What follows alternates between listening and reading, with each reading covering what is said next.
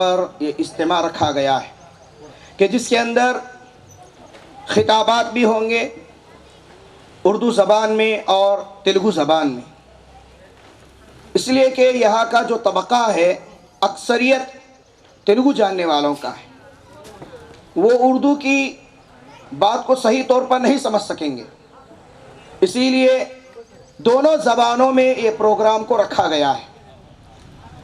اور اس محفل میں خطابات کے ساتھ ساتھ ماہ رمضان کے مناسبت سے جو درپیش مسائل ہوں گے ان میں سے ہم نے ایک 25 عناوین کا انتخاب کیا ہے۔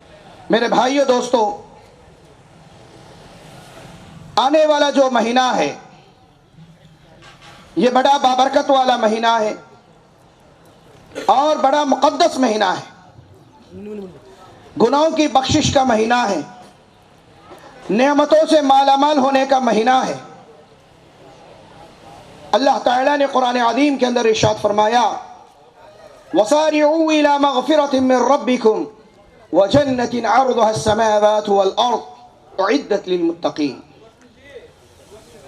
لوگوں، اپنے رب کی طرف بخشش کے لیے دوڑ پڑو اور جنت کی طرف دوڑ پڑو۔ اللہ تعالیٰ نے اس آیت کریمہ کے اندر بخشش کی طرف آگے بڑھنے کا حکم دیا، اور یقیناً آنے والا ماہ، آنے والا مہینہ گناہوں کی بخشش کا مہینہ ہے۔ پیارے نبی محمد رسول اللہ صلی اللہ علیہ وسلم نے ارشاد فرمایا من صام رمضان ایمانا و احتسابا غفر له ما تقدم من ذنبه وما تأخر۔ اللہ کے نبی محمد رسول اللہ صلی اللہ علیہ وسلم نے فرمایا کہ جس نے ایمان اور ثواب کی نیت سے ماہ رمضان کے اندر روزہ رکھتا ہے، اللہ تعالیٰ اس کے گناہوں کو معاف کر دیتے ہیں۔ ایک دوسری حدیث کے اندر اللہ کے نبی نے کہا من قام رمضان ایمانا واحتسابا غفر له ما تقدم من ذنبه۔ جو رمضان کے مہینے میں قیام اللیل کا اہتمام کرتا ہے تو یقیناً اللہ رب العالمین اس کے گناہوں کو معاف کر دیں گے۔ من قام فی لیلۃ القدر ایمانا واحتسابا غفر له ما تقدم من ذنبه۔ جو انسان لیلۃ القدر جو طاق راتیں ہیں ان میں قیام کا اہتمام کرتا ہے تو اللہ رب العالمین اس کے گناہوں کو معاف کر دیں گے۔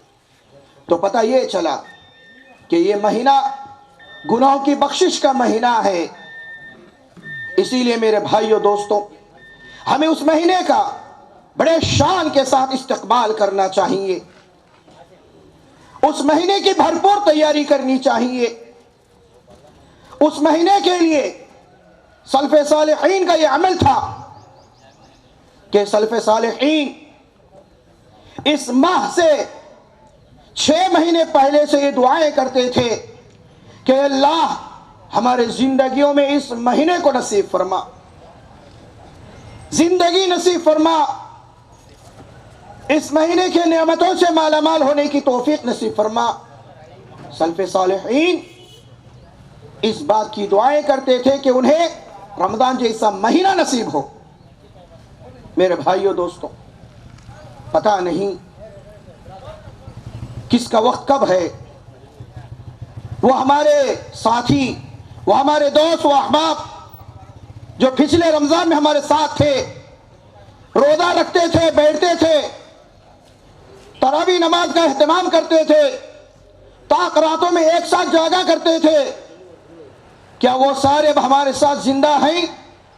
یقیناً نہیں۔ تو اسی لیے ہمیں اللہ تعالیٰ سے یہ دعا کرنی چاہیے کہ اللہ ہمیں ماہ رمضان نصیب فرما۔ اپنے زندگیوں میں پھر ایک اور مرتبہ رمضان جیسا مہینہ حاصل کرنے کے لیے اللہ تعالیٰ سے دعا کرنا چاہیے۔ میرے بھائیو دوستو، سلف صالحین جب یہ مہینہ گزر جاتا تو پھر بقیہ 6 مہینے تک یہ دعا کرتے تھے کہ اللہ جس مہینے کے اندر ہم نے عبادات کیے ہیں، اعمال کیے ہیں، خیر کے کام کیے ہیں، اللہ تو اسے قبول فرما، تو ان اعمال کو ہمارے طرف سے قبول فرما۔ 6 مہینے ان کے دعائیں اس بات پر ہوتی تھی کہ رمضان کا مہینہ نصیب ہو، 6 مہینے ان کی دعائیں اس بات پر ہوتی تھی کہ کیے گئے اعمال قبول ہو۔ تو محترم میرے بھائیو دوستو، سلف صالحین کے زندگی میں رمضان کا کتنا بڑا مقام تھا، اور ٹھیک ہمیں بھی اس مقام کو سمجھنے کی ضرورت ہے، اور اس مہینے سے پہلے ہی اپنے آپ کو تیار رکھنے کی ضرورت ہے۔ اور میرے بھائیو دوستو، استقبال رمضان کے سلسلے میں ایک دوسری بات یہ بھی یاد رکھیں کہ اس مہینے سے پہلے ہی ہم اپنے نیت کو درست کر لیں، اس لیے کہ میرے بھائیو دوستو، اعمال کا دار و مدار نیتوں پر ہوتا ہے۔ پیارے نبی محمد رسول اللہ صلی اللہ علیہ وسلم نے فرمایا، اعمال کا دار و مدار نیتوں پر ہوتا ہے، جو جیسی نیت کرتا ہے اسی حساب سے اسے بدلہ بھی دیا جاتا ہے، جیسا عمل ہوگا نتیجہ بھی اسی کے حساب سے ہوگا۔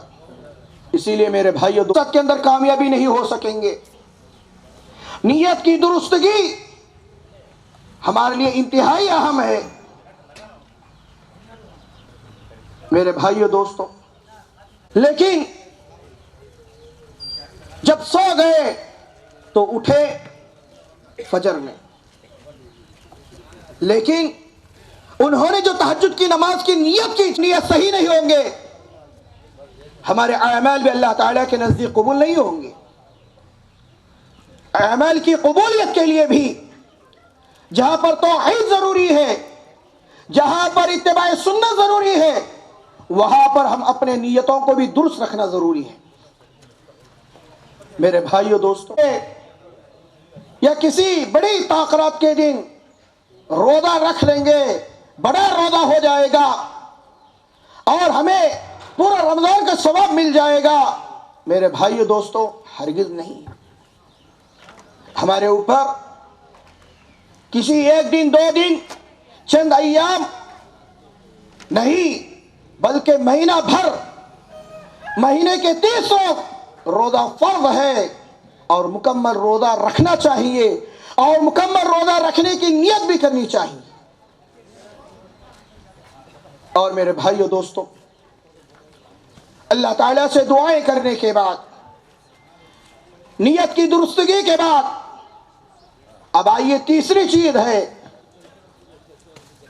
وقت ہے میرے بھائیو دوستو اپنے گناہوں کو معاف کرانے کا۔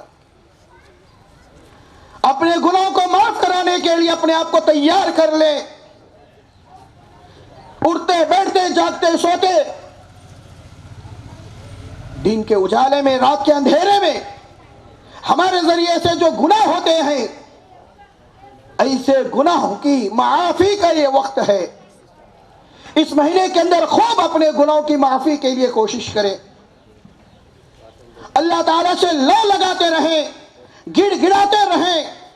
میرے بھائیو دوستو، یہ مہینہ مغفرت کا مہینہ ہے، گناہوں کی بخشش کا مہینہ ہے، اس لیے کہ انسان تو خطا کار ہے، کل بنی آدم خطاؤن وخیر الخطائین التوابون۔ انسان تو گنہگار ہے، لیکن بہتر شخص وہ ہے جو گناہ کرنے کے بعد توبہ کرتا ہے، شرمندہ ہوتا ہے، گناہ چھوڑنے کی ارادہ کرتا ہے، وہ بہتر انسان ہے۔ اور اللہ ایسے بندے سے بڑی محبت کرتے ہیں۔ ان اللہ یحب التوابین ویحب المتطہرین، کہ اللہ رب العالمین اس آیت کریمہ کے اندر فرمایا کہ وہ 2 طرح کے بندوں سے بڑی محبت کرتے ہیں، ایک وہ بندہ جو توبہ کرنے والا ہے، دوسرا وہ بندہ جو پاک و صفائی کا اہتمام کرتا ہے، میرے بھائیو دوست، آدمی کو اپنے جسم کی صفائی کے ساتھ، اپنے کپڑوں کی صفائی کے ساتھ، اپنے رہنے والی جگہ کی صفائی کے ساتھ گناہوں سے بھرا ہوا اپنے دل کو بھی پاک کرنے کی ضرورت ہے۔ اور وہ گناہ کرنے والا دل کب پاک ہوگا؟ جب ہم توبہ کریں گے، استغفار کریں گے، اللہ تعالیٰ سے بخشش مانگیں گے، تبھی جا کر کے ہمارا دل بھی پاک و صاف ہوگا۔ میرے بھائیو دوستو، پیارے نبی محمد رسول اللہ صلی اللہ علیہ وسلم، اللہ تعالیٰ نے جن کے اگلے پچھلے سارے گناہوں کو معاف کر دیا تھا، اس کے باوجود بھی اللہ کے نبی محمد رسول اللہ صلی اللہ علیہ وسلم دن و رات میں 70 مرتبہ اللہ تعالیٰ سے توبہ استغفار کرتے تھے۔ ایک اور روایت میں 100 مرتبہ کا ذکر آتا ہے۔ تو پیارے نبی محمد رسول اللہ صلی اللہ علیہ وسلم جن کے اگلے اور پچھلے سارے گناہ معاف ہیں، اس کے باوجود بھی اگر وہ اللہ تعالیٰ سے اتنی کثرت کے ساتھ توبہ کرتے ہیں تو ہمارے لیے کتنا اہم ہے، ہمارے لیے کتنا ضروری ہے کہ ہم اللہ تعالیٰ سے توبہ استغفار کریں، جبکہ ہم گناہوں کے پتلے ہیں۔ گناہ ہم سے سرزد ہوتے رہتے ہیں، کسی کی زبان، کسی کی سیرت گناہوں سے پاک نہیں ہے۔ اس لیے میرے بھائیو دوستو، آنے والا یہ مہینہ بخشش کا مہینہ ہے۔ اس مہینے کے اندر زیادہ سے زیادہ توبہ استغفار کرنے کے لیے اپنے آپ کو تیار کر لیں۔ میرے بھائیو دوستو، جس طریقے سے اگر کسی کو سفر پہ نکلنا ہے، نکلنے سے پہلے آدمی آنے جانے کی سہولت دیکھتا ہے اور سفر کے خاطر ضروری چیزوں کا تیاری کر لیتا ہے، پہننے کے کپڑے، استعمال کرنے والی چیزیں، ضرورت پڑنے والی سارے اشیاء اپنے ساتھ رکھتا ہے تاکہ اسے سفر کے دوران کوئی مشقت نہ ہو، کوئی تکلیف نہ ہو، کوئی پریشانی نہ ہو۔ ٹھیک اسی طریقے سے جس طریقے سے ایک سفر کے لیے ہم اپنے آپ کو تیار کرتے ہیں، تو آنے والا مہینہ رمضان مبارک کا اس سے کئی گنا بڑھ کر کے ہمیں تیاری کرنی چاہیے۔ میرے بھائیو دوستو، ایک اور چیز یہ بھی یاد رکھیں